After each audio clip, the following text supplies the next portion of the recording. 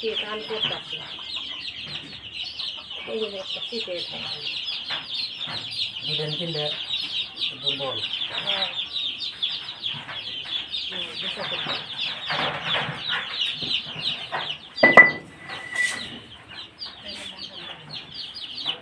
Cancer কেমন লাগবে না? না ভাগবো কেমন লাগবে না। খোলা জায়গা দিকে থাকবে এটা একটু বড় করো খুলিন এই তিনটা বড় করো বড় করো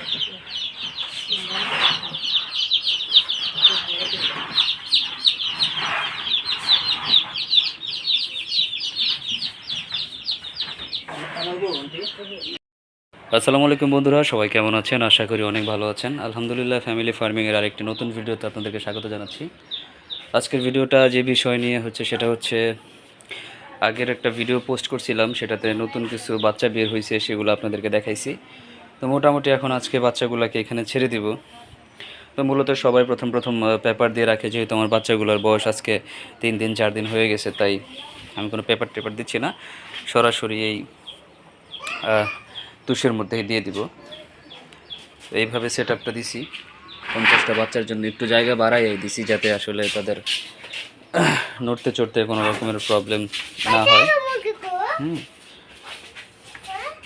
ওই পাশে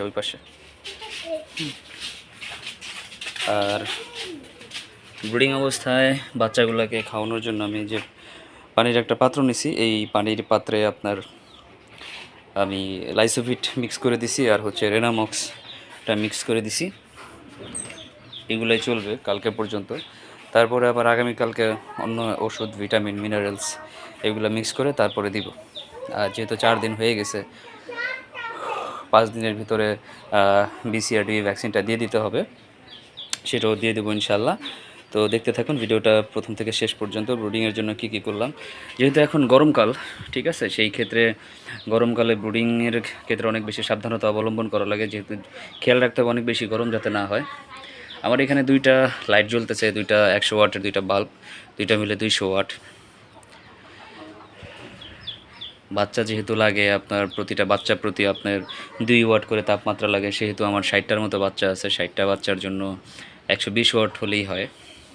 কিন্তু আমি দেখতে পাচ্ছেন যে আমি আসলে আমার হোভারটাকে অনেক বেশি উপরের দিকে উঠাই দিছি, যাতে করে তাপমাত্রাটা ওই রকম না হয়, আবার যেন একদম কমও না হয়। আর রাতের বেলায় আমি এটা রাখবো, দিনের বেলা রাখবো না, কারণ এখন যে গরমের যে অবস্থা, আমরাই অস্থির হয়ে যাই, মুরগির বাচ্চাগুলোও অস্থির হয়ে যাবে, সেই দিকেও খেয়াল রাখতে হবে। আর বন্ধুরা, আমি খাবার হিসাবে একদম যে খুদ আছে, খুদটাকে ইউজ করছি, আর খুদের সাথে স্টার্টার যে ফিডটা আছে ব্রয়লারের, সেটা দিছি।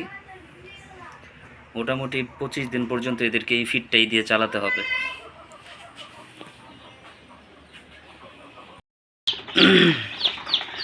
তো বন্ধুরা, এই যে 2 দিন বাচ্চাগুলোকে এইটার মধ্যেই রাখছিলাম, আজকে এই ব্রুডার শিটের মধ্যে শিফট করব। হ্যাঁ, এই জায়গায় ফের বাই করো।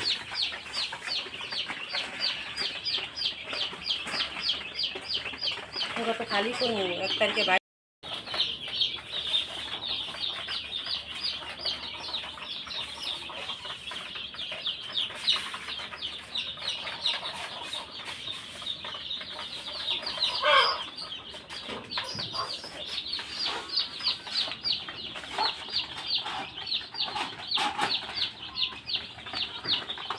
বিড়ালে 4টা খাইছে কেমনে?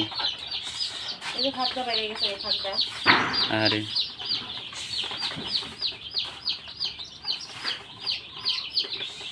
হয় যে খাওয়ান দিছে না, এটাই খাইবো না।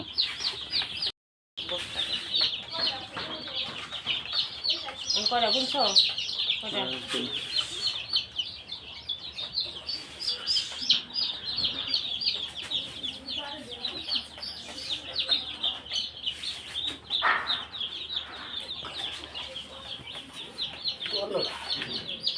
আটানোটা বাচ্চা আছে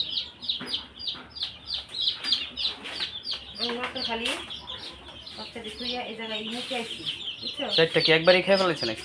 মানে 3-4টা মনে এক লাগাইয়া একটা নিচে নাকি বুঝলাম না, দেখলাম খালি ওরা খালি ওরে যাইতাছে, দিলের হোক, কোনো লাভ নাই। খালি যাইতাছে, পরে বাচ্চা বুন্না বিক্রি ওরা খালি গেল, তাহলে এনে কি করলো এতক্ষণ, মানে আর আমি করতে আসছি এই যে একটা শীতে দুদিন কিনলে দুর্বল। হ্যাঁ বুঝতে পারছি।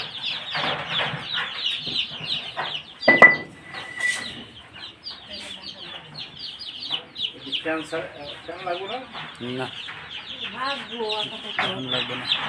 খোলা জায়গা দিকে থাকে তো এটা একটু বড় করো সুনীল এই তিনটা বড় করো বড় করো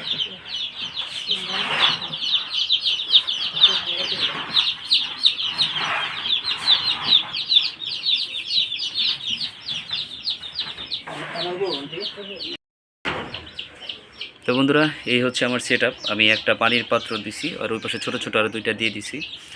আর স্পেস প্রয়োজনের তুলনায় একটু বেশি দিয়ে দিছি যাতে আসলে বাচ্চাগুলা ফুরফুরা থাকে। দেখতে পাচ্ছেন বেশিরভাগ বাচ্চাগুলোই চঞ্চল, ঠিকমতো দৌড়াদৌড়ি করতেছে, খাইতেছে।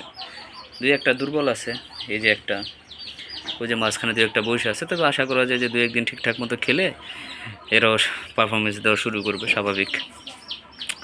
তো এই ভিডিওটা এই পর্যন্তই ছিল। সবার ভালো লাগলো অবশ্যই লাইক কমেন্টস করে জানাবেন। ভালো থাকবেন, সুস্থ থাকবেন। আসসালামু আলাইকুম।